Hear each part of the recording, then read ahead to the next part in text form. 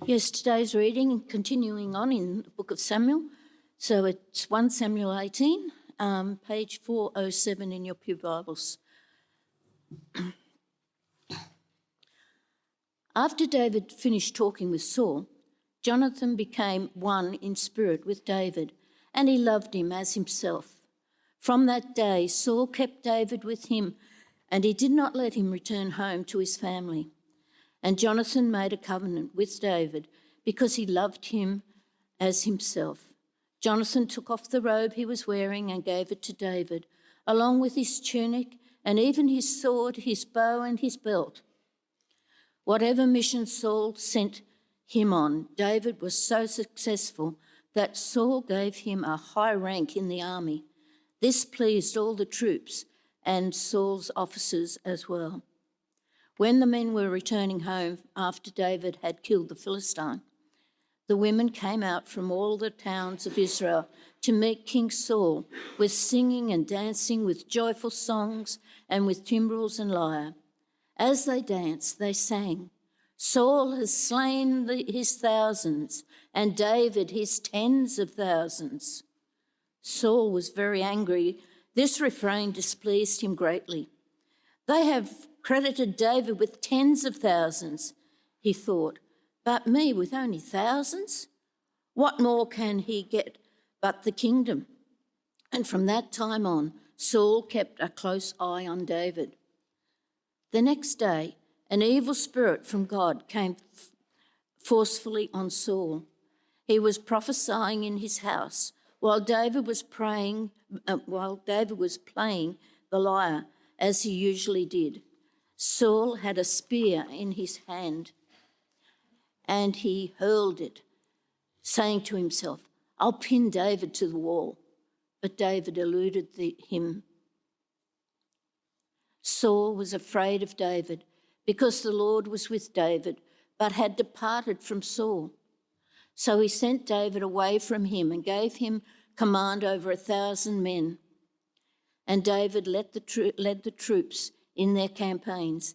In everything he did, he had great success because the Lord was with him. When Saul saw how successful he was afraid of him. But all Israel and Judah loved David because he had led them in their campaigns. Saul said to David, "Here is my older daughter, Merab. I will give her to you in marriage. Only serve me bravely and fight the battles of the Lord." For Saul said to himself, "I will not raise a hand against him. Let the Philistines do that." But David said to Saul, "Who am I? And what is my family or my clan in Israel, that I should become the king's son-in-law?" So when the time came for Merab, Saul's daughter, to be given to David, she was given in marriage to Adriel of Mebal. Now Saul's daughter Michal was in love with David, and when they told Saul about it, he was pleased. "I will give her to him," he thought, "so that she may be a snare to him, and so that the hand of the Philistines may be against him." So Saul said to David, "Now you have a second opportunity to become my son-in-law." Then Saul ordered his servants, "Speak to David privately and say, 'Look, the king likes you and his attendants all love you. Now become his son-in-law.'"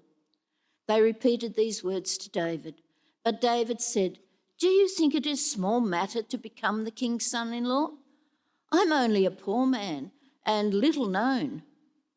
When Saul's servants told him that David had said, Saul replied, "Say to David, 'The king wants no other price for the bride than 100 Philistines' foreskins to take revenge on his enemies.'"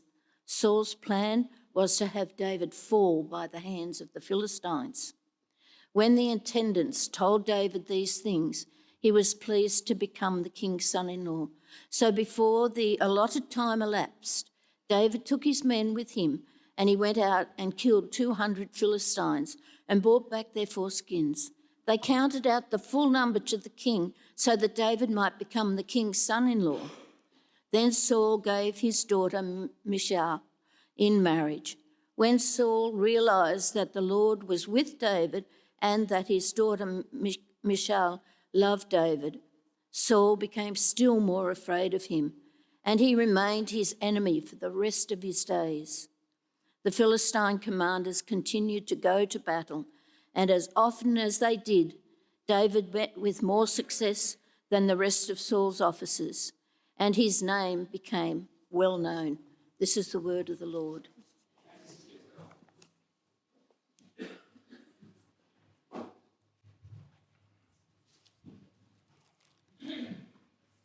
Thank you, Lynn. Morning, all. Well, how do you respond when others are successful?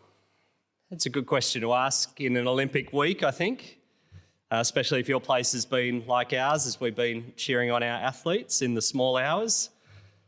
Because there has been success, we know, as Australians have been crowned as Olympic champions. How good was it seeing Jess Fox getting double gold, for example?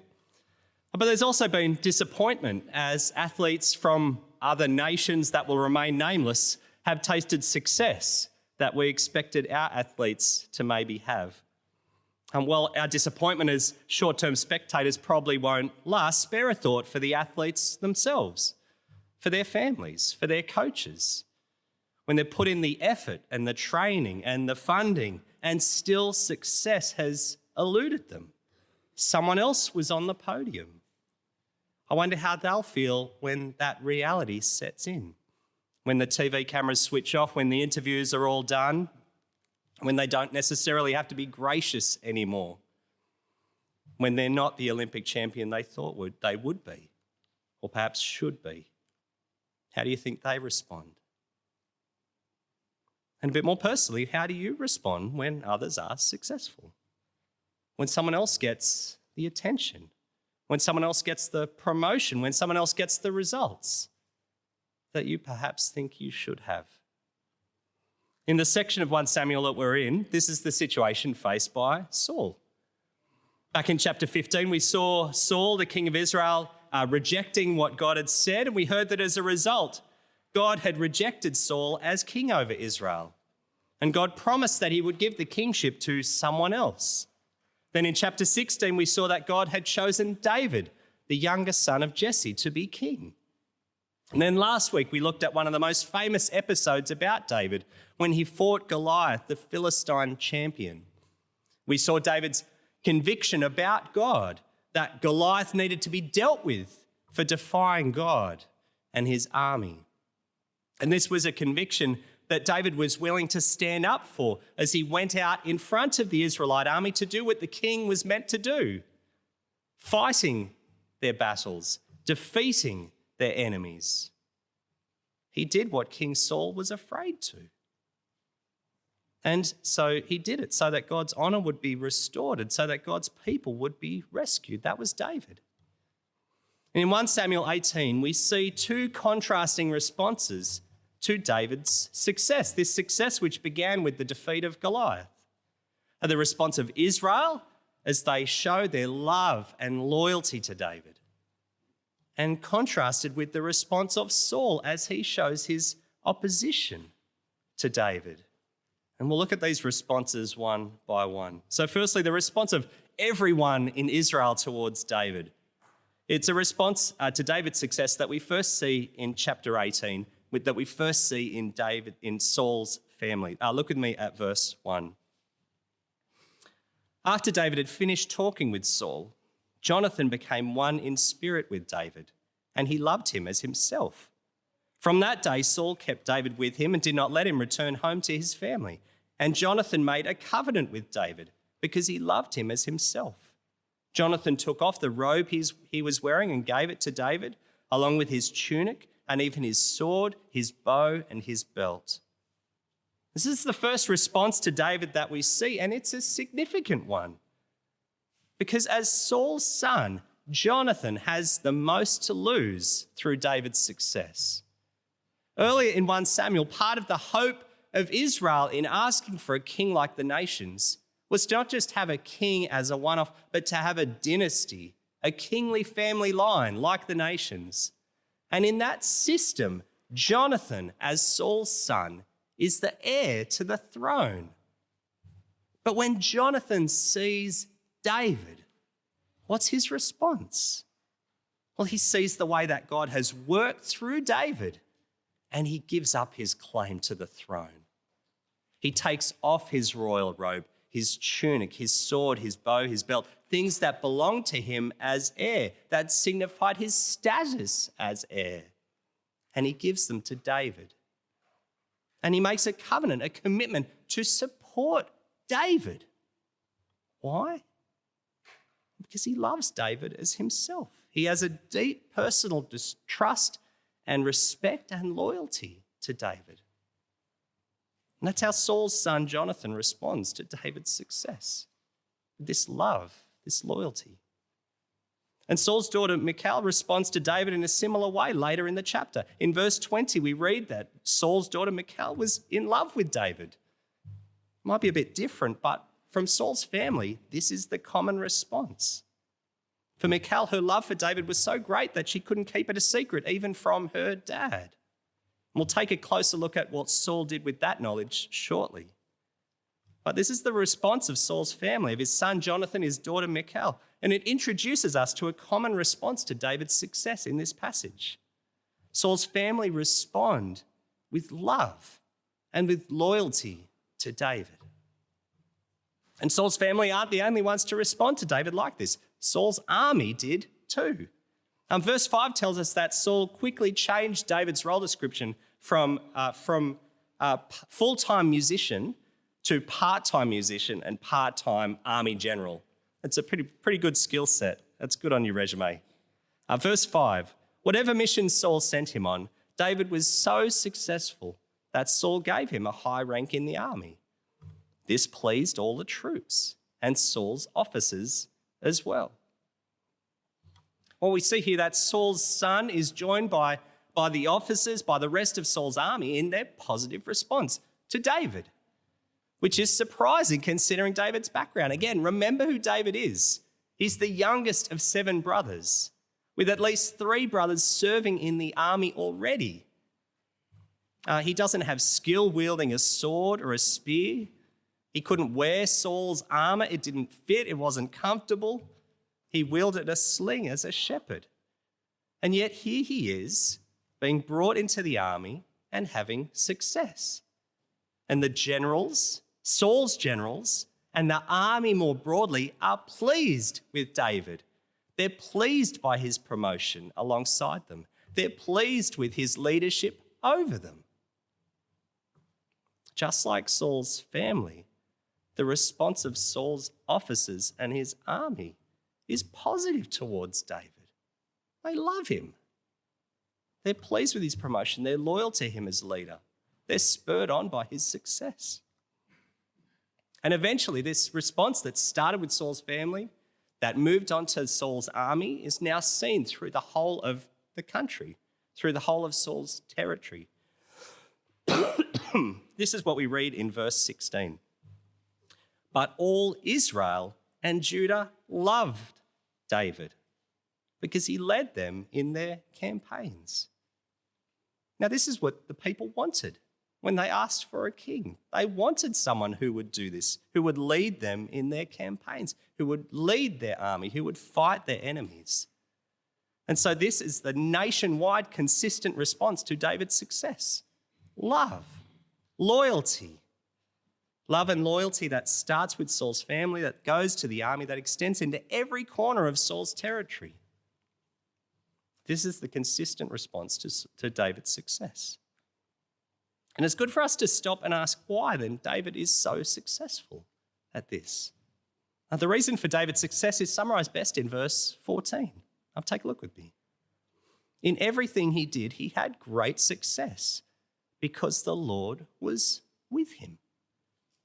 Now, this is one of 3 points in this passage where we're told that this is the reason for David's success. He had great success because the Lord was with him. And both parts of this verse matter, the great success part and the Lord was with him part. Because we know that success doesn't tell you everything about a leader. When it comes to leaders, we tend to follow those that look successful. We don't tend to follow ones that aren't. And this is the case whether they're political leaders or corporate leaders or church leaders or social media influencers. You follow the successful. But we've also seen plenty of successful leaders fall and fail. When it comes to leaders, we've seen time and time again the truth of what God said back in 1 Samuel 16, that the Lord does not look at the things people look at. People look at the outward appearance, but the Lord looks at the heart.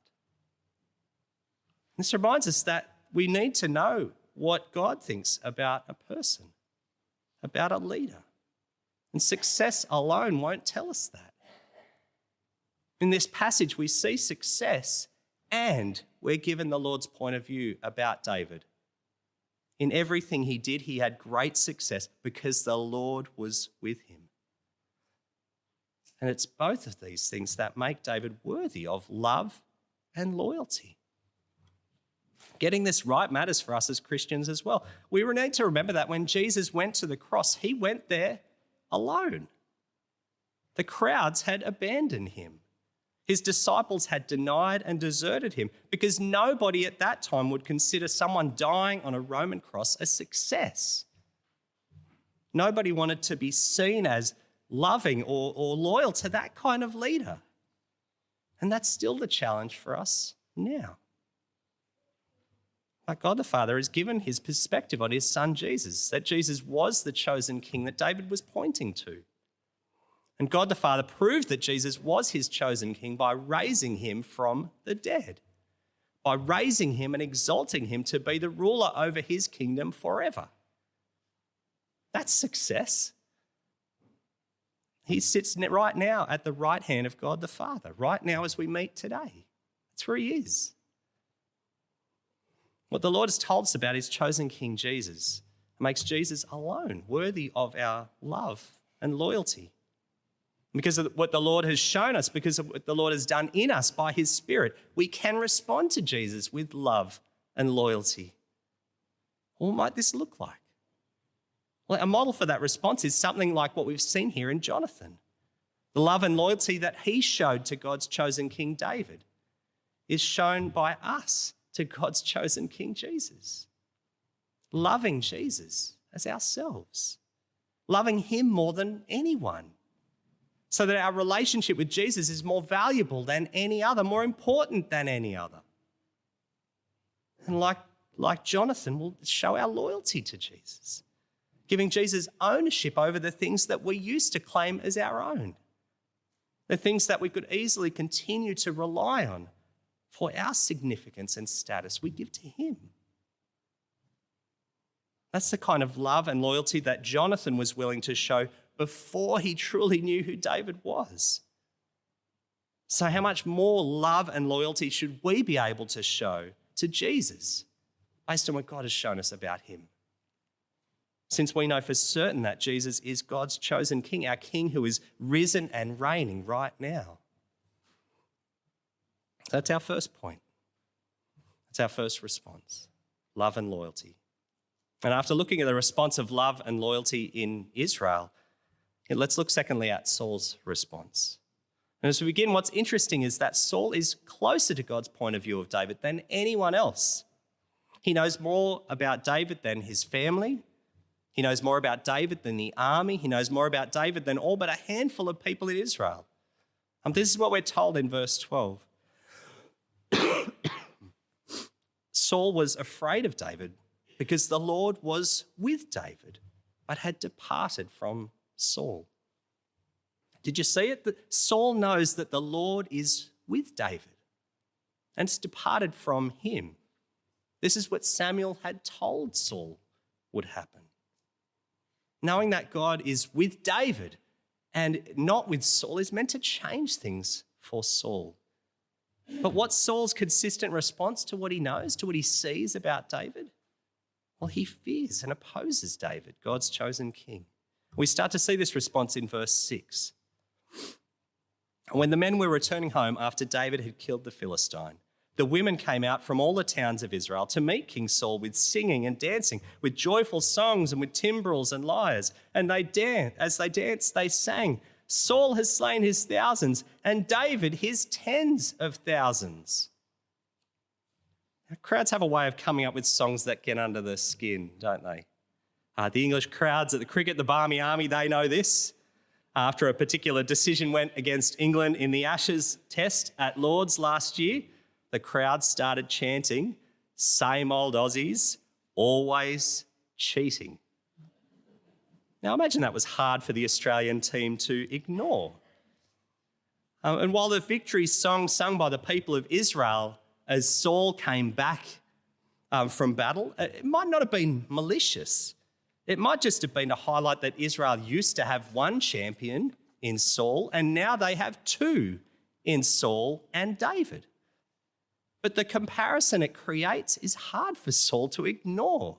He latches onto it. And this is what he says in verse 8. Saul was very angry. This refrain displeased him greatly. They've credited David with tens of thousands, he thought, but me with only thousands. What more can he get but the kingdom? And from that time on, Saul kept a close eye on David. Now, what Saul hears in this song, what Saul sees in David's success, lets us see what Saul already knows. That David is God's chosen king. That David will be given the kingdom, his kingdom. And so how does Saul respond to this? How does he respond to God's chosen king, David? Love, loyalty? No. By trying to have David killed. Verse 10. The next day, an evil spirit from God came forcefully on Saul. He was prophesying in his house while David was playing the lyre, as he usually did. Saul had a spear in his hand and he hurled it, saying to himself, "I'll pin David to the wall." But David eluded him twice. Now, this scene is a bit like what we've seen before in chapter 10. David is there with Saul. He's playing music to soothe him.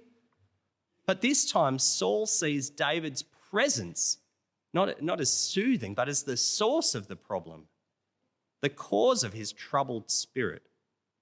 And so, acting on impulse, Saul decides to solve his troubles by making David his dartboard. But David eludes Saul not once, but twice. More success for David. Now, the fact that this happens twice is, I think, quite funny.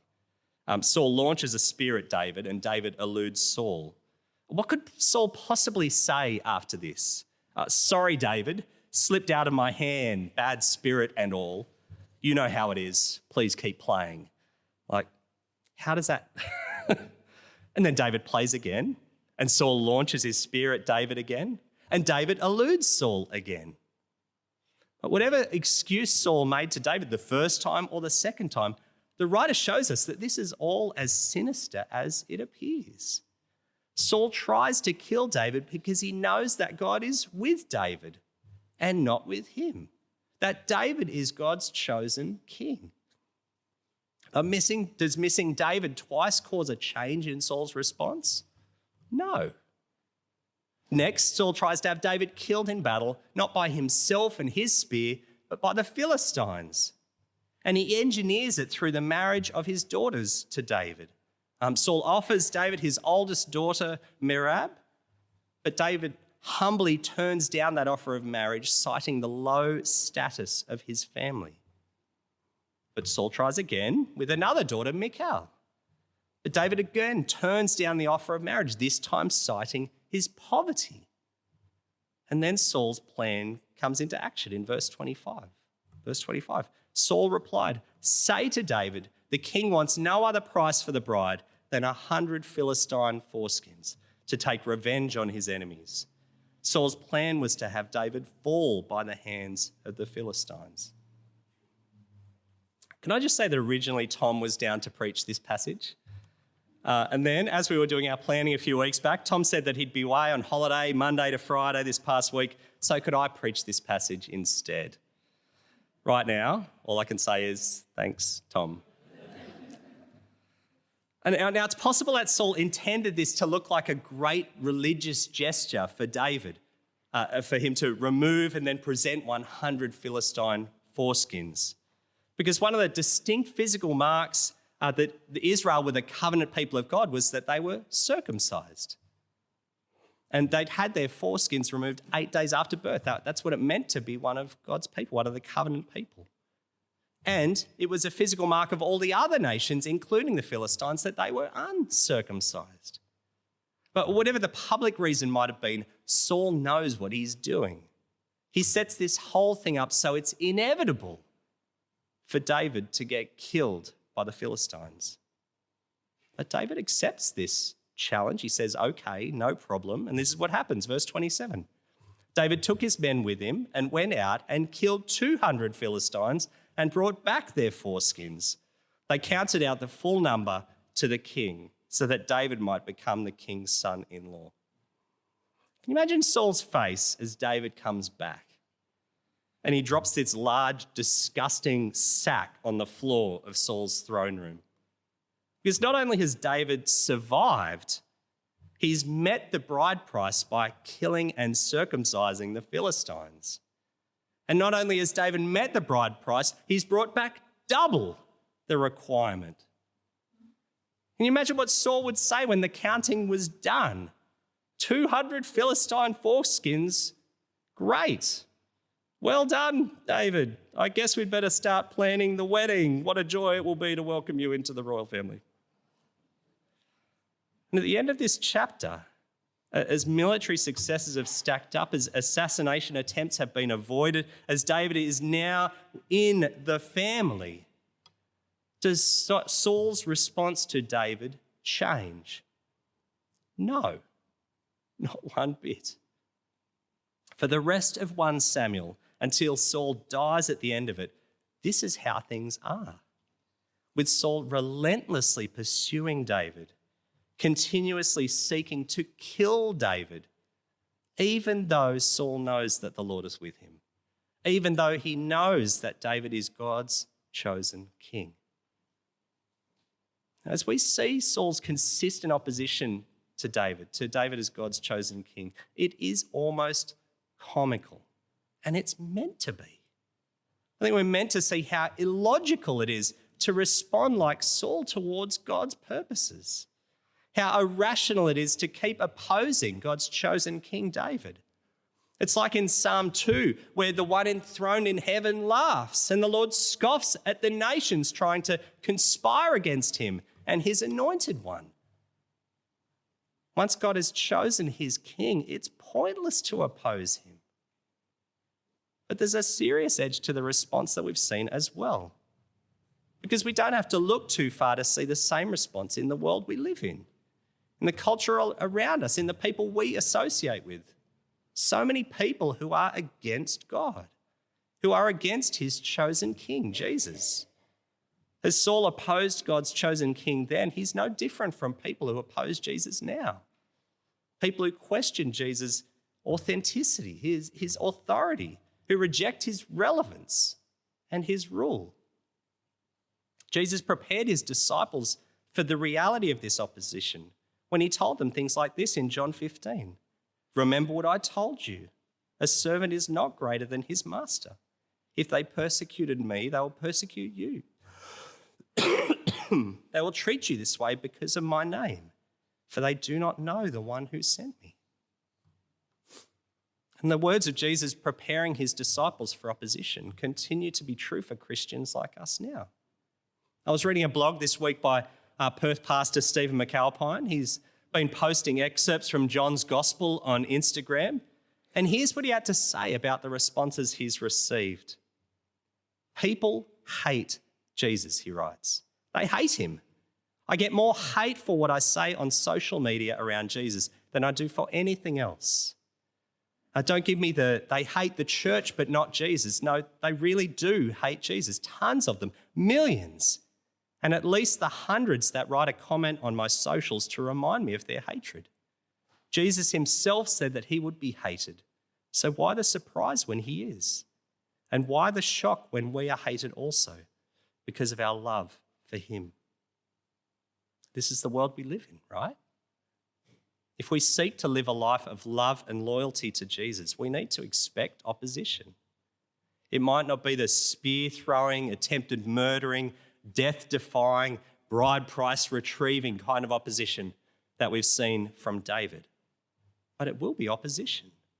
And it will be from people who oppose Jesus and who oppose us because of our love and loyalty to Jesus. And while it's easy to see this response of opposition in the world, I think there's also another aspect of Saul's response that we need to consider. We thought at the start how we might respond when others are successful.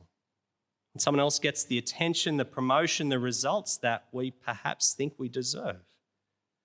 When Saul is told that he's rejected, when he sees that the Lord is with David, that David is the Lord's chosen king, he doesn't go quietly. But I wonder, who would go quietly?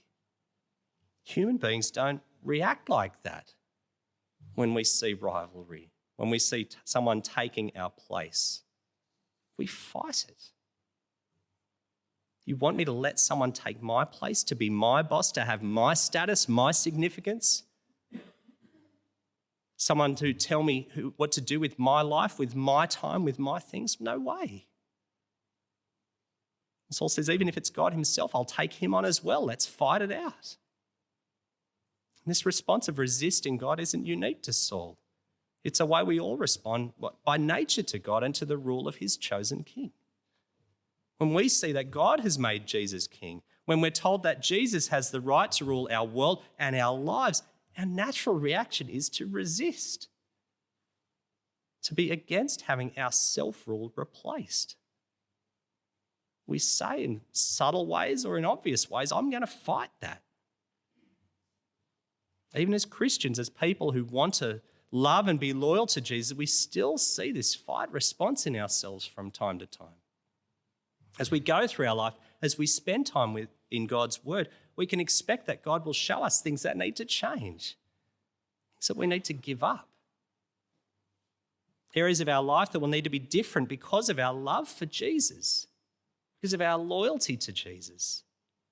If you've been a Christian for even a short time, you'll know that often these changes don't come easily. I've spoken before that one of my growing in Christ goals this year has been to give up comfort for the sake of Christ's kingdom.